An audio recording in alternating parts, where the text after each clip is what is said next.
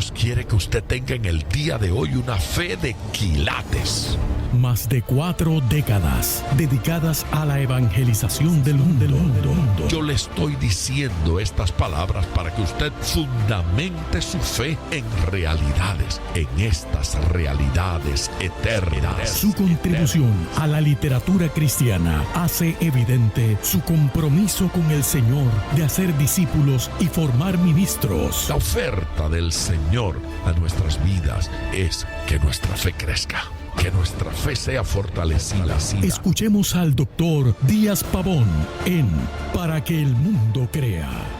Reciba la paz del Señor con mi salud. Hoy comenzamos una nueva serie. Vamos a hablar de la palabra de Dios en la vida. La palabra de Dios en nuestra vida. ¿Qué es la Biblia? Para alguna gente es un documento colocado allí en la librería de alguna sala elegante. Para otros es una pieza puesta por ahí en un mueble agarrando polvo y para otros es un tesoro escondido. Pero la Biblia no quiere ser ni un libro fino en un estante, ni quiere estar en algún lugar agarrando polvo, tampoco pretende ser una pieza de museo.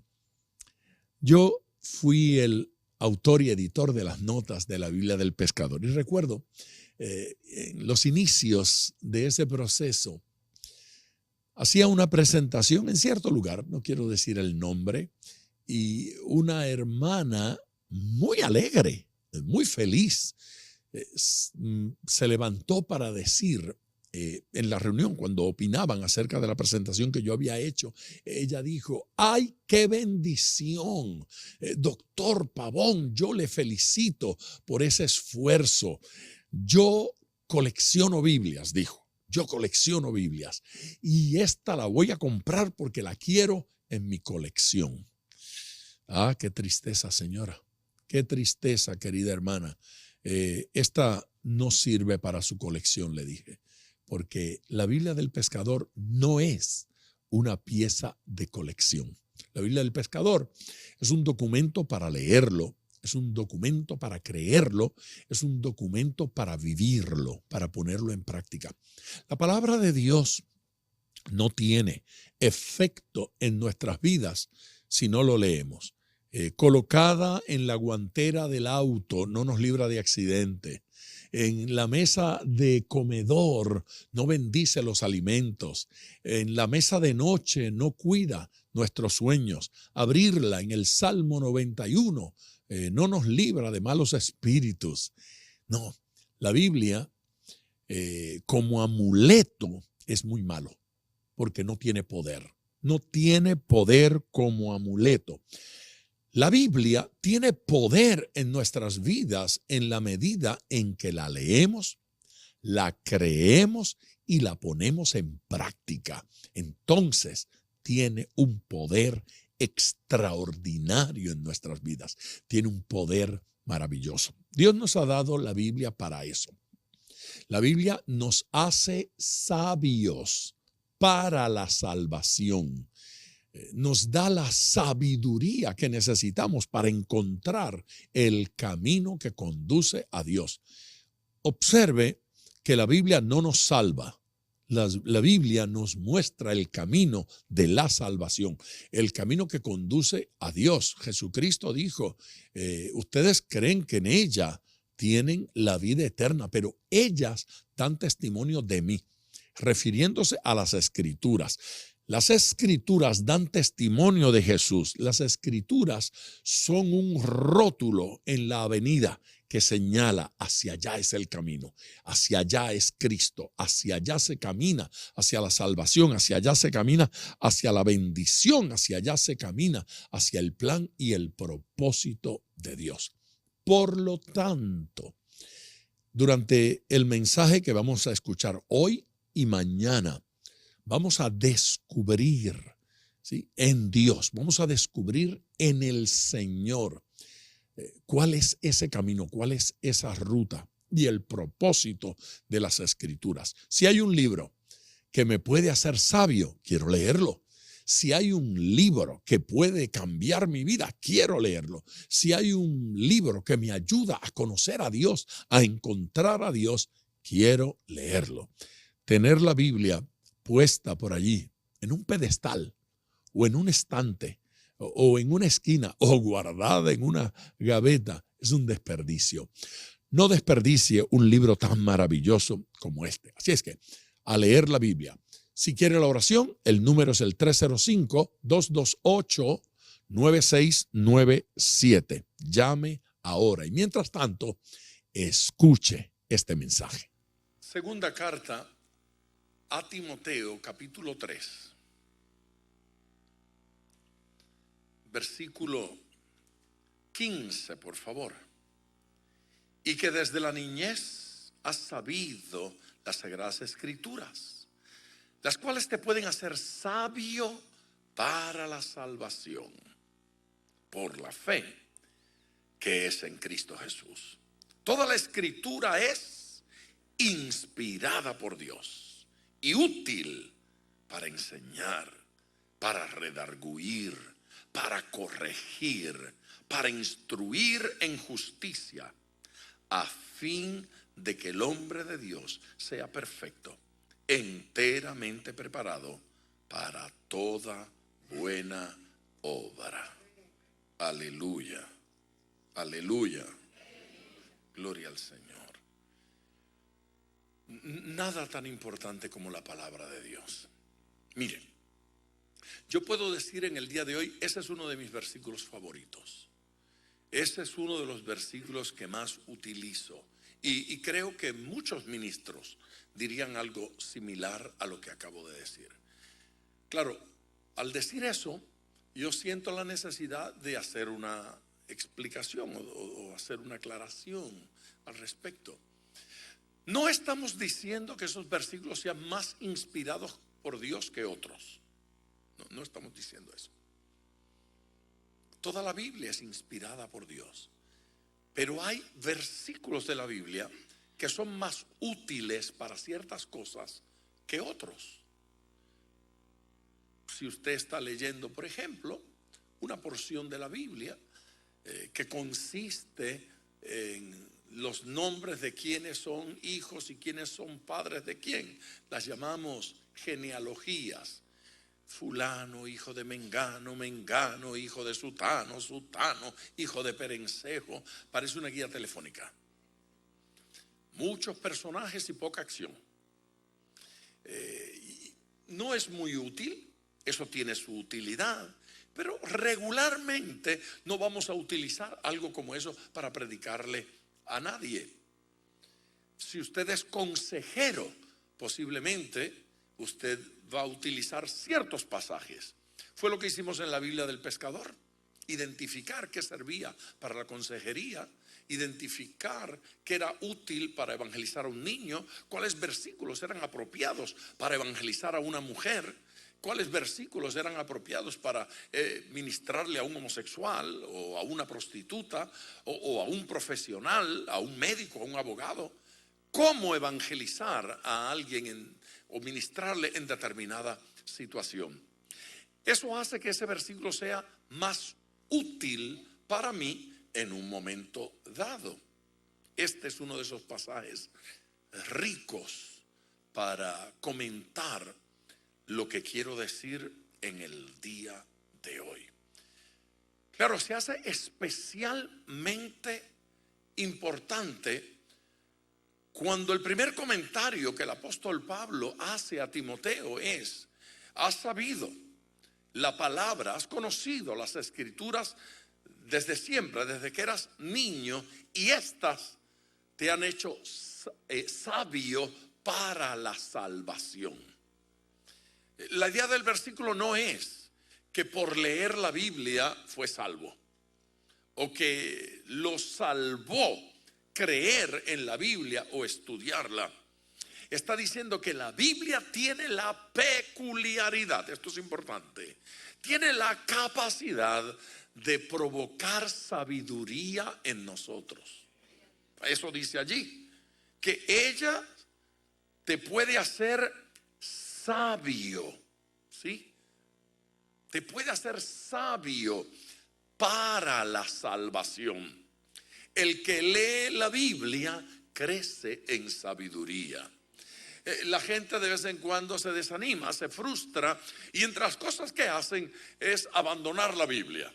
Están molestos con Dios, ya no oran. Están incómodos con Dios, ya no adoran. Están incómodos con Dios, tiran la Biblia, dejan de congregarse, abandonan esas prácticas que el Señor nos enseñó. El resultado: si no leo la Biblia, no crezco en sabiduría, no maduro, no comprendo. Hay gente que pasa la Biblia en la iglesia porque es su costumbre ir a la iglesia. Fue mi costumbre ir a la iglesia. Fue mi costumbre ir a los cultos. Fue mi costumbre llegar a las reuniones cristianas. Mi papá y mi mamá no acostumbraban ir a la iglesia, pero ellos me enviaban todos los domingos. Estaban atentos que llegara un van de la iglesia. Llegaron a buscarte, así que alístate y sal. Y yo me tenía que ir a la iglesia. Qué bueno que hicieron eso. Amén. Así es que la Biblia se convirtió en algo importante para mí, pero no la leía. Pero era importante. Si alguien tocaba mi Biblia, yo lo miraba mal. Y si alguien insultaba la Biblia, yo peleaba. Si alguien hablaba mal de ella, o si yo tenía la Biblia y alguien se le sentaba encima, yo iba para allá a reclamarle: oye, levanta, esa es mi Biblia. Yo me iba a los campamentos y metía la Biblia en la mochila para ir al campamento. Yo iba a la playa, yo metía la Biblia con mis cosas. Para todas partes yo me llevaba la Biblia, nunca la abría. Ve, así no funciona. El peor lugar donde puede estar su Biblia es la tablilla, en la gaveta, escondida. No funciona así, porque la Biblia no es un amuleto, sino no es una piedra mágica que debo tener en el bolsillo o ponerla en mi cartera. A tiempo atrás estaba escuchando a un predicador. Él envía un pañito ungido, y usted, si lo pone en la billetera, le prospera económicamente. Si me prospera económicamente, compro una sábana. Me envuelvo yo con todo y se llama manipulación. Si se lo encuentran por ahí, díganle que lo dije yo, ¿sí? Para que no lo culpen a usted. Fui yo mismo. Se llama manipulación. Dios no nos dio trapitos para prosperar. Dios nos dio su palabra para prosperar. El que la lee, la cree y la pone en práctica, ¿ven? Y todo lo que haga prosperará. Dios lo va a prosperar. Dios va a prosperar nuestra vida. Dios va a prosperar nuestra familia. Dios va a prosperar nuestra salud. Dios va a prosperarnos en todos los aspectos, en la medida en que respondemos a eso. Pero ahora estamos hablando de hacernos sabios. Dios nos hace sabios a través de su palabra. Claro, el hombre moderno no quiere que Dios los haga sabios a través de la palabra. No, el hombre del siglo XXI ya sabe utilizar muy bien el microondas. Entonces él sabe que no tiene que esperar 3 horas en lo que los frijoles se ablandan, ni tiene que esperar 3 horas que la estufa termine su efecto en la carne. La mete al microondas y eso ocurre rápido. Pero la vida no es de microondas. Ve, usted no puede quedar embarazada hoy y parir pasado mañana un niño de microondas. ¿No lo han inventado? Hay que esperar 9 meses. Si alguno tiene prisa, hasta 7 mesinos, y hay casos excepcionales.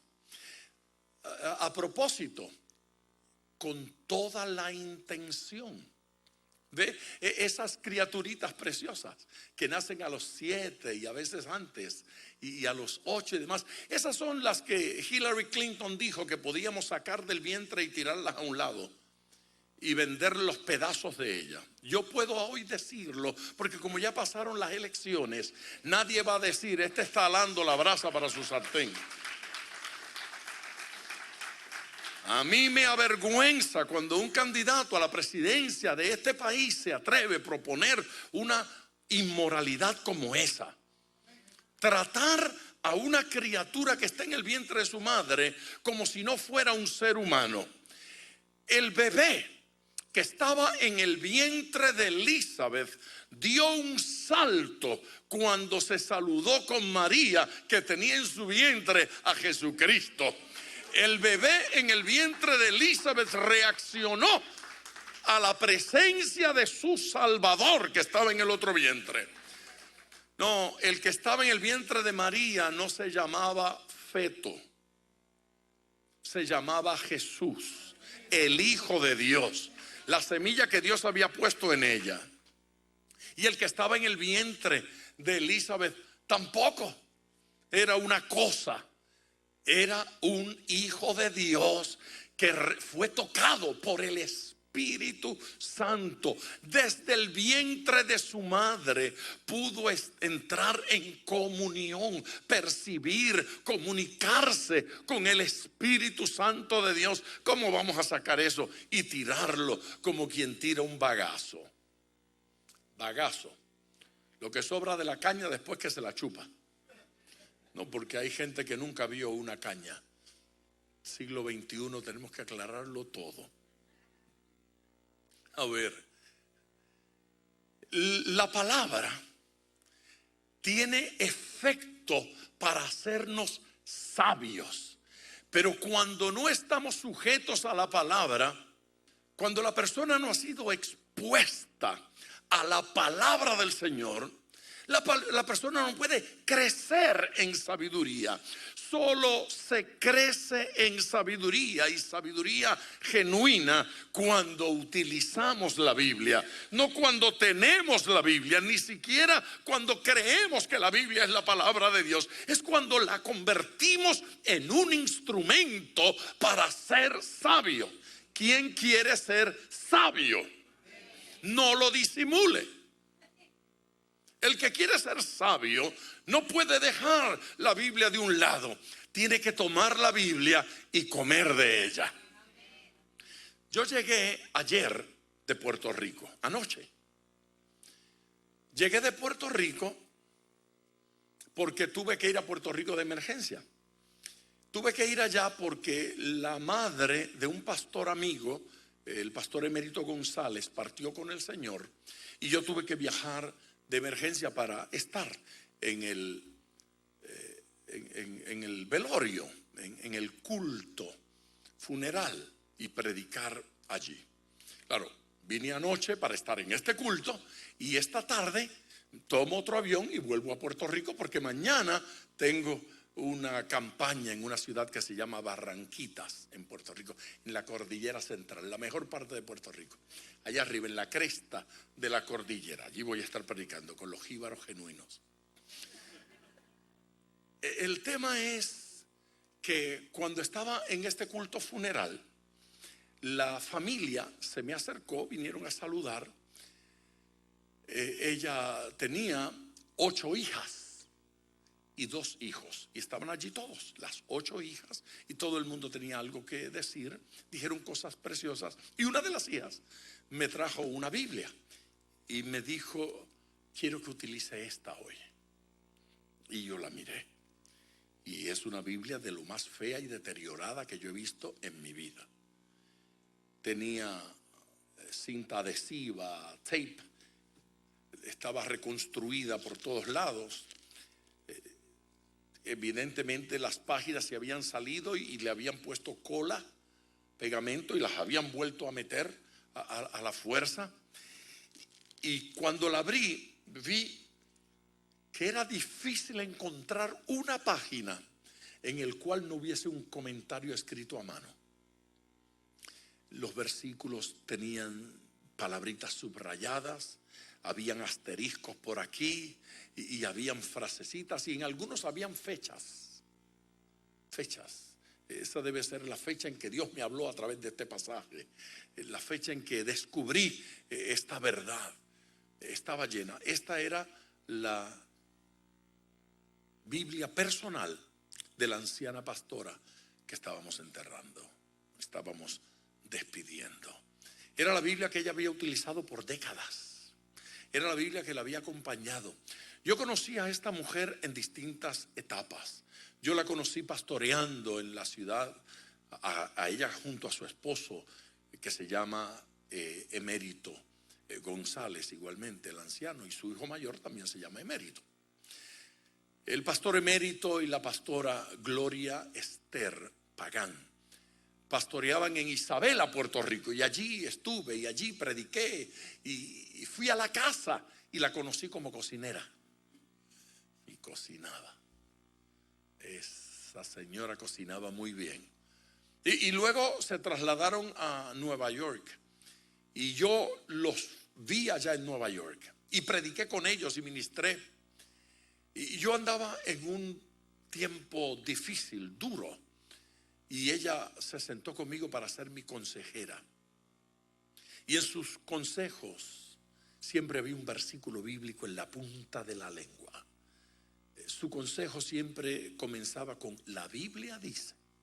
Óigame, pastor, no olvide que la Biblia dice. Y ella sabía referirme a algún pasaje bíblico que despertara el espíritu dormido o lo resucitara cuando fuera necesario. Despertara en mí otra vez la pasión. Luego ellos fueron a Arizona. Yo la fui a ver a Arizona. En Arizona nos encontramos y hablamos y oramos juntos y ministramos. Ella fue mi compañera de oración. Ella oraba conmigo. Antes del culto, antes de la campaña, se metía al cuartito donde yo estaba. Hermano, vamos a orar. Esa mujer era sabia. No era teólogo. No era un teólogo. No tenía un doctorado en teología, pero conocía la palabra de Dios. Y podía citar la Biblia en cualquier lugar. Ella podía recitar las escrituras, podía recitar versículos bíblicos, versículos apropiados para cada situación. El lugar donde la velaban estaba lleno, no cabía más gente. Estaba todo el pueblo allí. Había una cantidad de pastores y todos tenían un comentario que hacer. Es evidente que fue un vientre que parió pastores y una consejera de pastores extraordinaria, la hermana. Ver una Biblia como esa, marcada, cada página, la huella de su dedo oscurecía el lugar donde ella lo iba pasando. Fue la más clara explicación de por qué era tan buena consejera, por qué era tan buena mujer, por qué era un instrumento de Dios tan efectivo. Es que la Biblia la hizo sabia. Amén, iglesia. La hizo sabia. La Biblia la hizo crecer. Hace unos siglos, un sacerdote católico que amaba las escrituras se tropezó con ese versículo que dice que el justo por la fe vivirá. Y ese versículo no solo cambió su teología, ese versículo no solo lo hizo escribir, ese versículo cambió su vida. Martín Lutero tuvo una experiencia personal con Cristo. Sus años de sacerdocio no le habían ministrado una experiencia de salvación, pero encontrarse con la palabra de Dios y ponerla en práctica cambió su vida. Es importante decir esto, porque Martín Lutero no fue simplemente un teólogo que enseñó verdades extraordinarias. No fue simplemente un sacerdote que discrepó con la doctrina católico-romana. Habían razones poderosas para discrepar con esa doctrina. Habían razones. Se practicaba eso que llaman las indulgencias. ¿Cuántos saben lo que son las indulgencias? Las indulgencias era un perdón que otorgaba la Iglesia católico-romana, no la Iglesia del Señor, la católico-romana, aquellos de sus fieles que hacían una aportación especial. La indulgencia no les aseguraba la entrada al cielo, pero la indulgencia les aseguraba que los dolores, los martirios serían menores. Déjenme explicar eso. Ellos creían y creen en lo que llamaban el purgatorio. Era un punto medio entre el cielo y el infierno. Si la persona había sido más o menos buena y se había bautizado y practicado la religión romana, no iría directamente al infierno. Pero por las cosas malas que había hecho, tenía que pagar una pena en el purgatorio. Tendría que purgar lo que le faltaba para entrar al cielo. Era un negociazo. Porque usted podía pagar por algún familiar que estuviera en el purgatorio.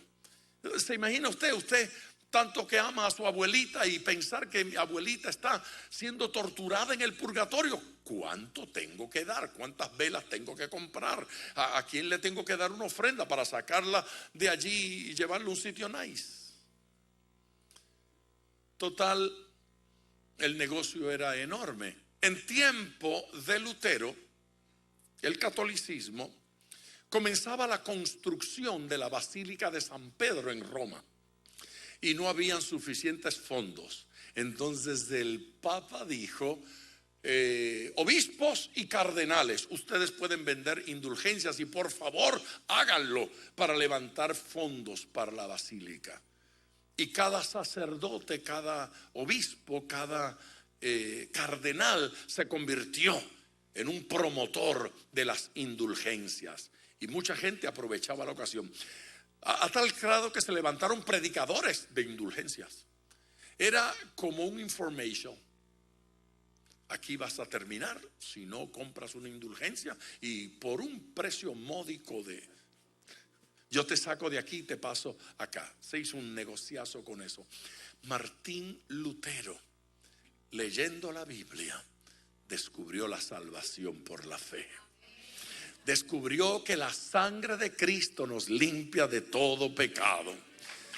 Que nuestras dádivas, nuestras ofrendas y nuestras buenas obras no nos salvan y no nos limpian de pecado. La indulgencia, la idea de un purgatorio, es negar la verdad escritural de que Jesucristo dio su vida en la cruz del Calvario para que seamos salvos y que la sangre de Jesucristo nos limpia de todo pecado. Aleluya. Nos limpia. No deja en nosotros ni rastros de pecado. La sangre de Cristo tiene un poder de limpieza tan profundo, que no quedan huellas en nuestra vida de lo que el pecado dañó en nosotros. Su sangre nos limpia de todo pecado.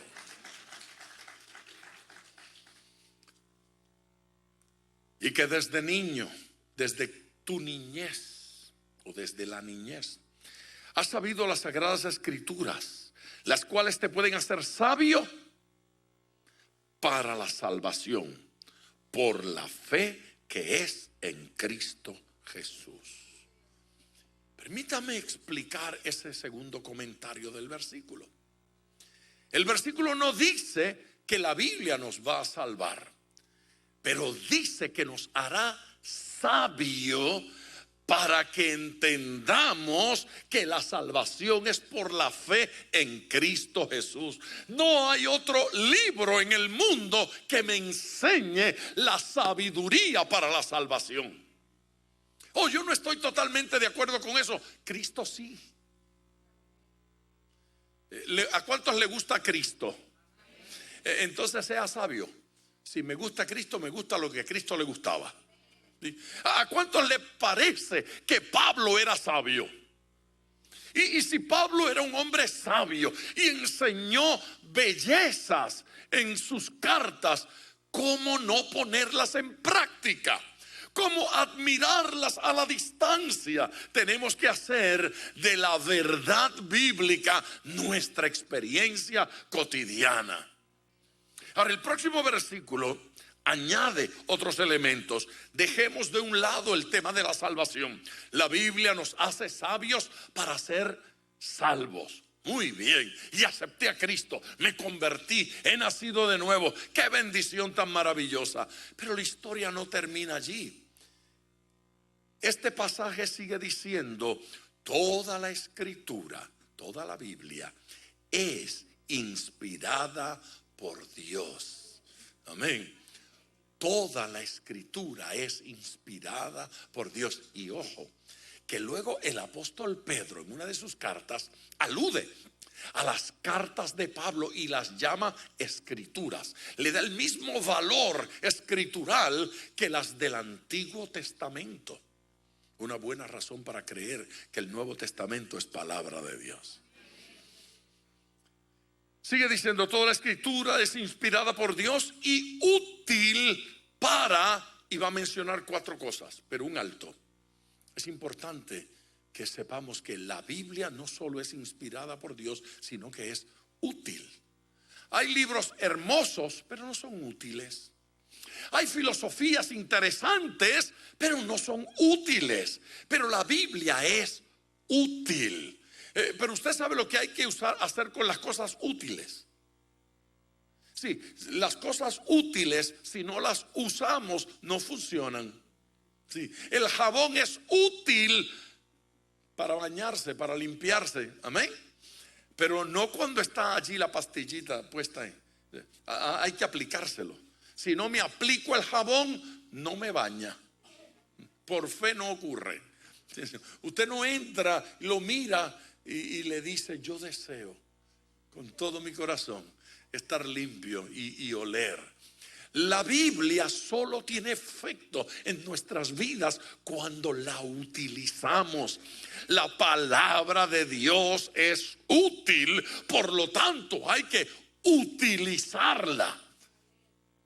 Tengo que leerla y tengo que aplicarla y tengo que preguntar: ¿cómo puedo poner en práctica esto que estoy leyendo? Una reunión, un servicio, un culto como este no tiene un buen fin si al cierre de este servicio usted no se está preguntando: ¿qué voy a hacer diferente a partir de hoy? ¿Qué voy a hacer distinto después de este sermón? A mí me encanta, me fascina, me gusta recibir a los hermanos en la puerta y escuchar sus comentarios. Buena palabra, qué mensaje, pastor. Eso es maravilloso, pero eso no tiene ningún efecto si usted no sale por esa puerta entendiendo qué va a ser diferente a partir de hoy, a partir de este momento. Si esa palabra no provoca un cambio en nuestras vidas, de nada sirve. De regreso con ustedes en Para que el Mundo Crea. Es tiempo de orar, es tiempo de ir delante del Señor. Esta palabra nos habla de la importancia de la Biblia en nuestras vidas. Hay que abrir el corazón a esa palabra. La Biblia tiene que ser creída. La gran batalla del diablo contra usted es hacerle mal entender las Escrituras. Es hacerle rechazar el libro de Dios. Pero ese libro nos fue dado para que creyendo le conozcamos a Él. Si no ha llamado todavía, hágalo ahora. El número es el 305-228-9697. Lo repito, 305-228-9697. Es de vital importancia su llamada en el día de hoy, porque dice que usted está decidido, que usted está determinado a buscar de Dios. Permítame orar con usted o por alguno de sus familiares o situaciones. 305-228-9697. Oremos. Padre Celestial, gracias por los que están llamando en este momento. Gracias por aquellos que están respondiendo a tu palabra, respondiendo a esta enseñanza. Glorifícate en sus vidas, Señor, y concédeles experiencias personales, íntimas y directas contigo. Glorifícate, Señor, en sus vidas. Glorifícate, Maestro bueno, en todo lo que hacen, en todo lo que viven, en todo lo que experimenten. Que tu gloria sea sobre ellos. Que los enfermos reciban sanidad. Y no importa la necesidad, Espíritu Santo, extiende tu mano y toca. Extiende tu mano y ministra. Extiende tu mano y bendice en el día de hoy. Tu gracia sea abundante.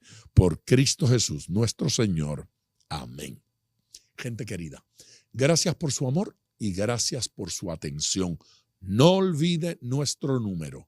Puede llamar en cualquier momento. 305-228-9697. Bendiciones y hasta el próximo programa. Gracias por sintonizar Para que el mundo crea con el Dr. Díaz Pavón. Nuestro ministerio desea brindarle acceso a este programa descargando gratuitamente la aplicación DPM Radio. Para oración, comuníquenos su necesidad llamando al 305-228-9697. 305-228-9697 o en las redes Facebook e Instagram bajo Díaz Pavón Ministries.